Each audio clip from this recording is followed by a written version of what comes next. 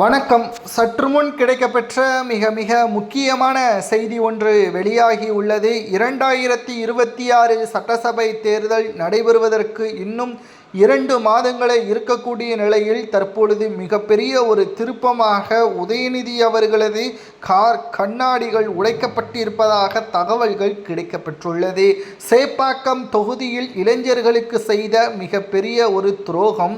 Car கண்ணாடிகள் சேப்பாக்கத்தில் உதயநிதி அவர்களை எதிர்த்து தற்பொழுது சேப்பாக்க தொகுதி மக்கள் உதயநிதி அவர்களை எதிர்த்து பிரச்சனையில் ஈடுபடுகிறார்களா, என்ன காரணம் என்பதை தான் இந்த வீடியோவில் முழுமையாக தெளிவாக நாம் பார்க்க போகிறோம்.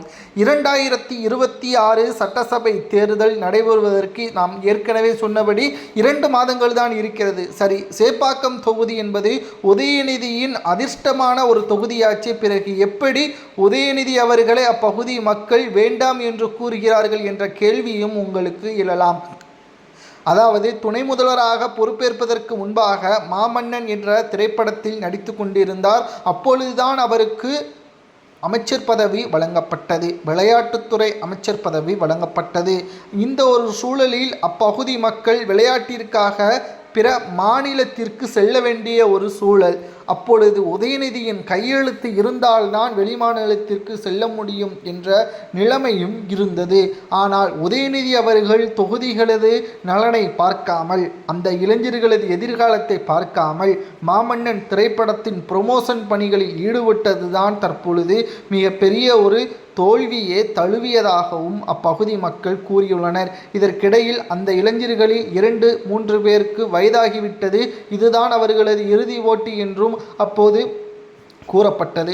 உதயநிதியின் கையெழுத்து இருந்தால் நிச்சயம் எங்களது வாழ்க்கையே மாறியிருக்கும், அரசு வேலை கிடைத்திருக்கும், அனைத்து விதமான பெயரும் புகழும் கிடைத்திருக்கும். ஆனால் ப்ரொமோஷன் வேலைகளாக உதயநிதி அவர்கள் சென்றதன் காரணமாக எங்களது எதிர்காலமே கேள்விக்குறியாக மாறிவிட்டதாகவும் அப்பகுதியில் உள்ள இளைஞர்கள் தெரிவித்தனர்.